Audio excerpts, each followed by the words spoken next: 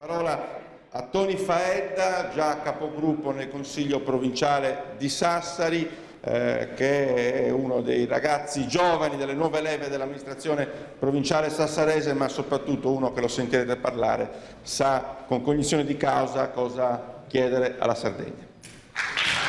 Grazie Mauro.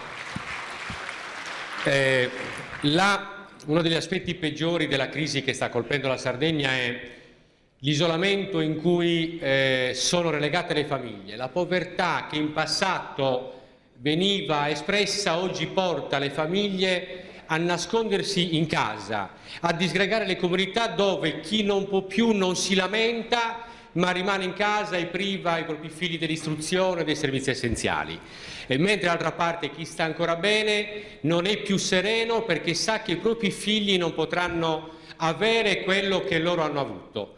Queste comunità si disgregano, l'intera Sardegna si indebolisce e le lobby nazionali e internazionali ci schiacciano sempre di più. Alexis de Tocqueville, visitando l'America 150 anni fa, riscontrò che le comunità erano unite, vedevano il governo centrale come l'avversario e loro però si aiutavano vicendevolmente perché sapevano che aiutandosi gli uni con gli altri si arricchiva quella comunità e quella ricchezza poi ricadeva sui singoli.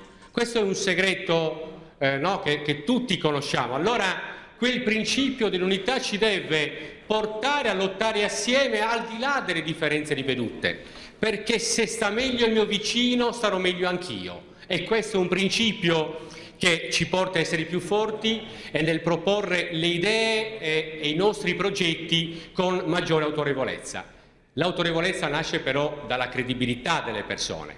E allora a Mauro voglio dire questo: ti è riconosciuta quella credibilità per le idee che proponi, ma anche perché ne sei esempio, ne sei portatore, sei presente nei territori. Questo nessuno lo può disconoscere. Allora a noi spetta essere uniti, eliminare quelle differenze e discuterne in seguito, a te guidarci in questa grande intrapresa. Grazie.